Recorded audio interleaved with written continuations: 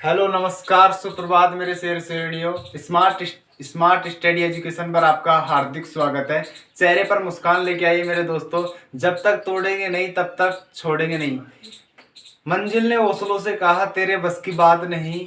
हौसलों ने मंजिल की आंखों में आंखें डालकर कहा चल छुट्टी तेरी इतनी औकात नहीं। दोस्तों आज मैंने कक्षा 10 का चैप्टर नंबर 6 जो कि है रासायनिक अभिक्रिया एवं उत्प्रेरक, इसको पढ़ाने का कुछ निर्णय लिया है। दोस्तों आप बारीकी से देखेंगे तो ये आपके फुल कॉन्सेप्ट मात्र यहाँ पे ही आने वाला है। अगर आपको फिजिकल और मेंटल दोनों रूप से आप यहाँ पे हो, प्रेजेंट में अगर मेरी क्लास को देख रहे हो तो आपके 100% क्लास समझ में आने वाली है।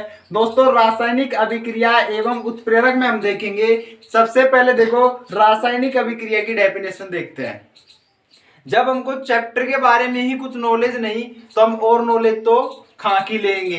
तो दोस्तों सबसे पहले देखते हैं कि हमारी रासायनिक जो अभिक्रिया है, केमिकल रिएक्शन है, वो क्या होती है। उसके बाद में देखेंगे उत्प्रेरक क्या होता है। सबसे पहले समझे कि रासायनिक अभिक्रिया क्या होती है। सबसे पहले हम ये तो जानते हैं कि सर एक तरफ तो अभिकारक होता है, दूसरी तरफ होता है उत्पाद। अगर रासायनिक अभिक्रिया अभिकारक से उत्पाद में परिवर्तन, उत्पाद में बदल जाती है तो उसको बोल देते हैं हम कौन, क्या, रासायनिक अभिक्रिया। कि कोई भी हमारी केमिकल रिएक्शन है, केमिकल बॉन्डिंग हम किसी रिएक्शन में करा रहे हैं तो हमारी अगर अभिकारक उत्पाद में बदल जाता है तो हम बोल देंगे सर क्या है, रासायनिक अभिक्रिया। या तो हमने इसको परिभाषित कर लिया कि रासायनिक अभिक्रिया होती क्या है। उसके बाद में आ जाता है कि ये उत्प्रेरक भी क्या रम्माद है। तो इस उत्प्रेरक को देख लेते हैं क्या आता है। यहाँ पे तो हमने डिसाइड कर दिया कि जो हमारी केमिकल रिएक्शन है वो होती है, लेकिन केमिकल रिएक्शन के अकॉर्डिंग इसकी भी डेफिनेशन इसके अकॉर्डिंग काटेंगे कि हमारी केमिकल रिएक्शन हो रही है उसके वेग में, रासायनिक अभिक्रिया के वेग में परिवर्तन कर देता है, लेकिन खुद में कोई परिवर्तन नहीं कर देता है। अर्थात क्या कि स्वयं में तो कोई परिवर्तन नहीं होता है, लेकिन दूसरी कोई केमिकल रिएक्शन है उसमें परिवर्तन कर देता है, वो क्या कहलाता है, उत्प्रेरक। अब दोस्तों इस चैप्टर से संबंधी जो भी है वो देखेंगे कि यहाँ पर सबसे मेन इंपॉर्टेंट टॉपिक होता है परिवर्तन। कि हमारी केमिकल रिएक्शन हो रही है, अभिकारक है, अभिकारक से उत्पाद बदल रहा है तो हमारा परिवर्तन हो रहा है, सिंपल सी बात है। अब देखेंगे हम कि परिवर्तन होता क्या है। तो देखिए परिवर्तन कि परिवर्तन जब किसी पदार्थ में भौतिक और रासायनिक गुण बदलते हैं। कोई भी हमारे पास पदार्थ है तो उसके भौतिक और रासायनिक गुणों में अगर परिवर्तन होता है कि भाई हमारे पास एक तो मान लिया भौतिक परिवर्तन है, भौतिक परिवर्तन अगर बदल जाता है तो हम बोल देंगे भाई भौतिक परिवर्तन है। अगर रासायनिक परिवर्तन बदल जाता है तो बोल देंगे क्या है, रासायनिक परिवर्तन है। परिवर्तन का मतलब ये हमारा कि एक तो फिजिक्स और एक केमिस्ट्री की जो स्टेट है, अवस्था है, इनके अंडर में ही घूमेगा ये। तो सबसे पहले मैंने परिवर्तन बताया कि जब किसी पदार्थ के भौतिक और रासायनिक गुण बदलते हैं तो उसे क्या कहते हैं, परिवर्तन। अब कंडीशन गल गई सर, हमने ये तो पढ़ लिया परिवर्तन तो आ गया भाई, रासायनिक है, भौतिक है, लेकिन यदि रासायनिक परिवर्तन हो रहा है किसी पदार्थ में, रासायनिक अगर परिवर्तन हो रहा है तो उसको क्या बोलेंगे।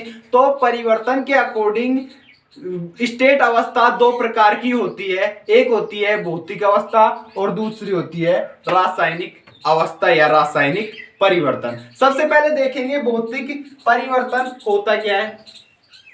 ऐसा पदार्थ जिनमें पदार्थ की भौतिक अवस्था में परिवर्तन होता है लेकिन किसमें नहीं होता, रासायनिक अभिक्रिया के पदार्थ में कोई परिवर्तन नहीं होता, कहलाता है भौतिक परिवर्तन। भाई हमारे पास टॉपिक है कि भौतिक परिवर्तन है। अब भौतिक परिवर्तन ये कह रहा है कि मेरी जो खुद की स्टेट है ना उसको चेंजिंग कर दो, बाद बाकी की जो आएगी ना उसको लिख दो। और हम जानते हैं स्टेट दो होती है, एक तो भौतिक अवस्था और एक होती है रासायनिक अवस्था। तो अगर भौतिक अवस्था में परिवर्तन होता है और रासायनिक अवस्था में कोई परिवर्तन नहीं होता है तो हम बोल देंगे कौन सा परिवर्तन है, भौतिक परिवर्तन। यदि फिर उसके बाद में देखेंगे नेक्स्ट टॉपिक रासायनिक परिवर्तन। यदि रासायनिक पदार्थ की अवस्था में परिवर्तन हो जाता है लेकिन किसमें नहीं होता है, भौतिक में कोई परिवर्तन नहीं होता है तो हम बोल देंगे क्या कहलाएगा, रासायनिक परिवर्तन।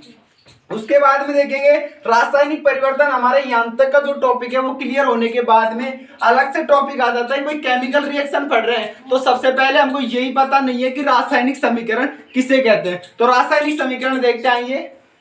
रासायनिक समीकरण किसी भी पदार्थ की रासायनिक अभिक्रिया में पदार्थ के अणु, सूत्र एवं प्रतीकों से प्रदर्शित करना ही क्या कहलाता है, रासायनिक समीकरण। कि कोई हमारे पास केमिकल रिएक्शन है, केमिकल रिएक्शन को किस स्टेट से आप दर्शा रहे हो, किस शब्द सूत्र से दर्शा रहे हो या सूत्र समीकरण से दर्शा रहे हो, वही क्या कहलाती है, हमारी रासायनिक समीकरण। अब देखो मैंने यहाँ पर दर्शा दिया कि एक तो कार्बन है, एक ऑक्सीजन है, बना लेता है क्या, कार्बन डाइऑक्साइड, बना लिया क्या, कार्बन डाइऑक्साइड। मैं जानता हूं कार्बन को किससे प्रदर्शित करता हूं, सी से, और ऑक्सीजन को O से O2। तो मैं इसकी रिएक्शन कराऊंगा तो C plus CO2, sorry CO2। ये तो हो गया सूत्र समीकरण और ये हो गया शब्द समीकरण। अब हमारा जो नेक्स्ट टॉपिक आता है वो आता है कि इसमें एक तो होता है उत्पाद और एक होता है इसमें क्या, अभिकारक।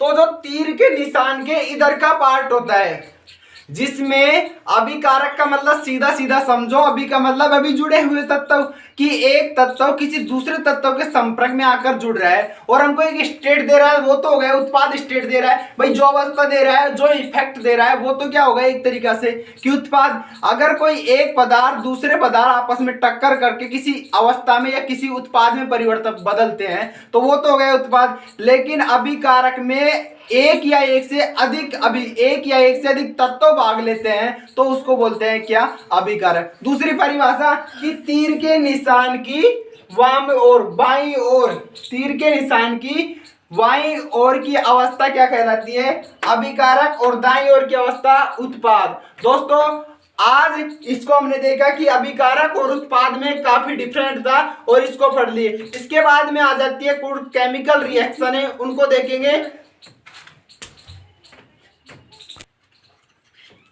अब देखते हैं जो संतुलित समीकरण और एक होती है असंतुलित समीकरण, की हमारी केमिकल बॉन्डिंग है उसको एक तो संतुलित करना होता है और एक होता है असंतुलित। सर हमको कैसे पता चलेगा कि समीकरण संतुलित है या असंतुलित। तो संतुलित समीकरण में हम ये देखते हैं कि हमारे पास नाभिक होता है, नाभिक में हम जानते हैं क्या होते हैं, इलेक्ट्रॉन प्रोटॉन होते हैं, और कक्षाओं में बाहर चक्कर लगाता है कौन, इलेक्ट्रॉन बाहर कक्षा में चक्कर लगाता है, और नाभिक में क्या होता है, न्यूट्रॉन और प्रोटॉन। इतना ध्यान रखना है। अब हमारी जो परमाणु संख्या है कि हमारी परमाणु संख्या है हमारे पास, नाभिक से हमने क्या ले लिया, इसमें से परमाणु संख्या अगर असमान है, किसी भी तत्व की परमाणु संख्या यदि असमान है तो हम बोल देंगे कौन सी समीकरण है, असंतुलित समीकरण।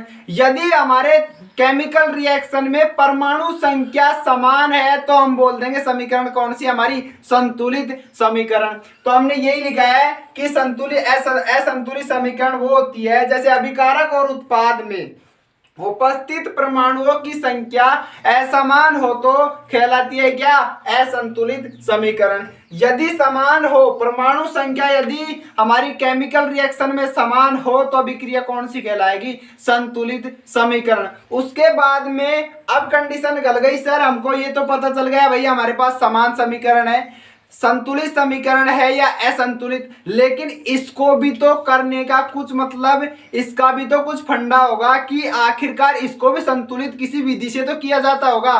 तो वो विधि आती है 10th क्लास में हिट एंड ट्रायल विधि। इसके माध्यम से हम केमिकल रिएक्शनों को संतुलित करते हैं या सेटिस्फाई कराते हैं कंडीशन। तो देखते हैं हिट एंड ट्रायल विधि ये कहती है कि हमारा अभिकारक और उत्पाद में असंतुलित समीकरण को संतुलित करने के लिए, असंतुलित समीकरण को संतुलित करने के लिए अभिकारक एवं उत्पाद को बार बार लिखकर मिटाना जब तक अभिक्रिया क्या ना हो जाए, संतुलित ना हो जाए। कि हमारे अभिकारक में परमाणु संख्या होगी, परमाणु संख्या को जब तक मिटाते रहेंगे तब तक हमारी अभिक्रिया क्या नहीं हो जाएगी, संतुलित ना हो जाएगी, तब तक हम अभिकारक को मिटाते हैं। ये हो गई हमारी hit and trial Vidhi.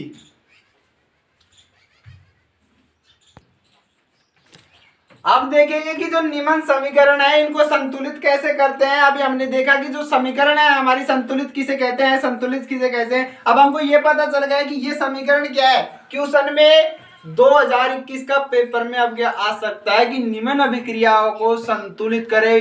This topic is most important topic, most important topic है आपके 2021 के टाइम का, बहुत इंपॉर्टेंट टॉपिक है। हम रोल निभाएगा ये टॉपिक कि हमारे पास जो समीकरण दी हुई होगी हमको वो दे दी जाती है असंतुलित समीकरण, हमसे कहते हैं कि निम्न समीकरण को संतुलित करो। तो देखते हैं इसको समीकरण को संतुलित कैसे करते हैं। बिल्कुल आसान तरीका है, शॉर्ट देखना है, मात्र आपका ध्यान फिजिकल और मेंटल रूप से अगर बोर्ड की साइड होगा तो हो सकता है 99% आपके समझ में आएगा। देखिए सबसे पहले हाइड्रोजन के पास कितनी परमाणु संख्या है? 2। तो हाइड्रोजन को मैंने लिख दिया कितनी परमाणु संख्या है? 2। अब देखो इसको मैं अलग क्या करता हूं, प्लस लग रहा है इसके साथ में कोई और तत्व अगर गुणा में होता तो उसको एक बॉक्स में लिख देता, लेकिन यहाँ पर तो एक तत्व है तो मैंने इसको क्या कर दिया, एक बॉक्स में लिख दिया। उसके बाद में देखो Cl के पास कितने तत्व हैं? 2। तो ये परमाणु संख्या Cl कितनी हो गई? 2। ये भी अलग बॉक्स में है तो मैंने इसको भी क्या कर दिया, अलग बॉक्स में लिख दिया। अब आ जाओ उत्पाद की साइड, हाइड्रोजन के पास कितने हैं? 1। हाइड्रोजन के पास यदि कोई भी परमाणु संख्या कहीं दिखाई नहीं दे तो उसको मानना है अपन को 1। तो मैंने सबसे पहले माना हाइड्रोजन के पास कितना है? 1। अब Cl के पास आ जाओ, Cl के पास भी कितना है? 1। तो मैंने ये लिख दिया Cl के पास भी 1 हो गया। उसके बाद हम मिलाओ, H के पास 2 तो H के पास 1, मतलब किससे गुणा करूं इसको? 2 से। तो मैंने इसको 2 से गुणा कर दिया। अब देखो गुणा करने पर ये तो पूरा इससे गुणा हो जाएगा तो 2 आ जाएगा भाई। 2 को 1 से गुणा करूंगा तो 2। उसके बाद हम मिलाओ दोबारा, H के पास 2 तो H के पास 2, Cl के पास 2 तो Cl के पास 1, तो Cl को भी किससे गुणा करूंगा? 200। तो मैंने ये क्या हो गया, इसको गुणा करूंगा 2 एकम 2 तो 2। अब मिलाओ दोबारा, हाइड्रोजन के पास 2 तो इसके पास भी 2, Cl के पास 2 तो इसके पास भी 2, मतलब ये तो सेम समीकरण है हमारी, लेकिन कहां पे परिवर्तन हो रहा है, जो H और Cl है ना उसको किससे गुणा करना पड़ेगा? 2 से। तो मैंने क्या कर दिया, इसको 2 से गुणा। तो ये हमारी समीकरण हो गई संतुलित समीकरण।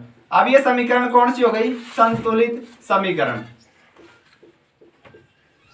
इसी प्रकार नेक्स्ट एग्जांपल देखते हैं, MgO2 बराबर MgO। ये कौन सी समीकरण दी हुई है हमें?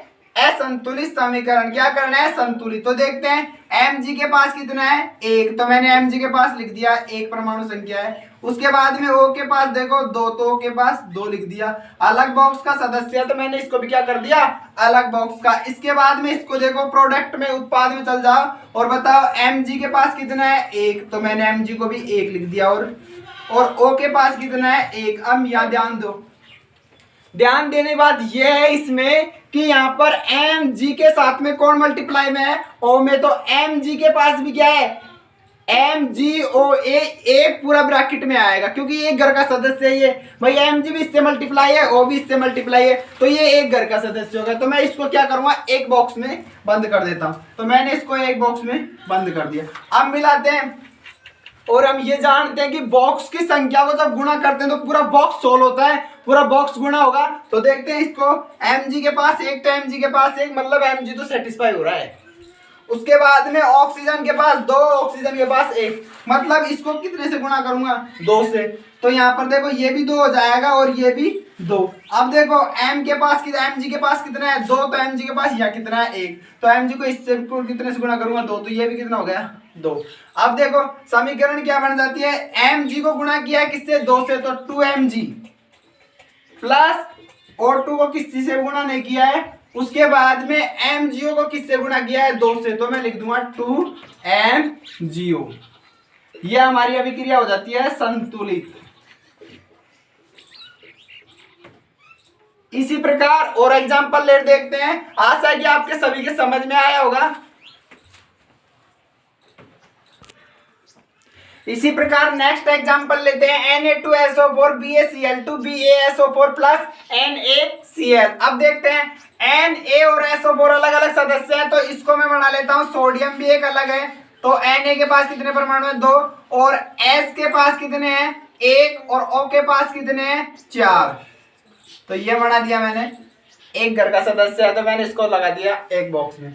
इसी के बाद इसी में देखो Ba बेरिलियम के पास 1, Cl के पास 2, तो इसको भी मैंने ये लगा दिया। उसके बाद में इसमें देखो BaSO4, Ba के पास कितना है? 1, और SO4 के पास कितना है? S के पास 1 और O के पास 4, तो ये भी एक घर का सदस्य है, तो ये लो एक बॉक्स। उसके बाद में इसमें चलो सोडियम भी के पास 1 और Cl के पास भी 1, ये भी एक घर का सदस्य है, तो ये लो एक बॉक्स बना देते हैं। इसके बाद में अब मिलान करना है इससे कि ये हमारा तीर का निशान के बाद में का प्रोडक्ट है, तो इससे मिलान करेंगे। Na के पास 2, तो इसमें देखो Na के पास 1, मतलब तुरंत गुणा कर दो किसको, इसको 2 से, तो 2 से गुणा करो, 2 एकम 2, यहाँ पर 2 और पूरा बॉक्स गुणा होएगा, तो इसमें भी 2। अब मिलान करो फिर से, Na के पास 2, तो Na के पास भी 2। फिर उसके बाद में देखो Cl के पास 2, तो Cl के पास 2। उसके बाद में S के पास 1, तो S के पास यहाँ भी 1। O के पास 4, तो O के पास यहाँ भी 4। Ba के पास यहाँ भी 1, तो Ba के पास यहाँ भी 1। Cl के पास 2, तो Cl के पास भी 2। अर्थात मैंने क्या परिवर्तन किया है कि 2 से इसको मल्टीप्लाई किया है कि NaCl जहां भी आ रहा है उसको किससे गुणा किया है, 2 से। तो हमारी जो समीकरण प्राप्त हो जाएगी वो हमको मिल जाएगी कि Na2SO4 प्लस BaCl2 और उसके बाद में BaSO4 प्लस 2 से मल्टीप्लाई किया है तो 2NaCl। ये हमारी हो जाती है केमिकल रिएक्शन सेटिस्फाई। कंडीशन हमारी संतुलित हो गई कि परमाणु संख्या को हमको क्या करना होता है, संतुलित करना होता है। आई होप आशा है कि आप सभी के समझ में आए क्लास। दोस्तों अगर आप चैनल पसंद आए तो प्लीज लाइक एंड शेयर। दोस्तों उसके बाद में नेक्स्ट क्लास हमारी होगी कल। आपको प्रत्येक वीडियो का डिस्क्रिप्शन में लिंक मिल जाएगा। यदि आपने कार्य वाला पार्ट को, जो कि 11वां पार्ट है, काफी अच्छे तरीके से किया है उसको, तो वहां पर आप डिस्क्रिप्शन में आपको लिंक मिल जाएगी, वहां से जाके देख सकते हैं कार्य, ऊर्जा और शक्ति वाला।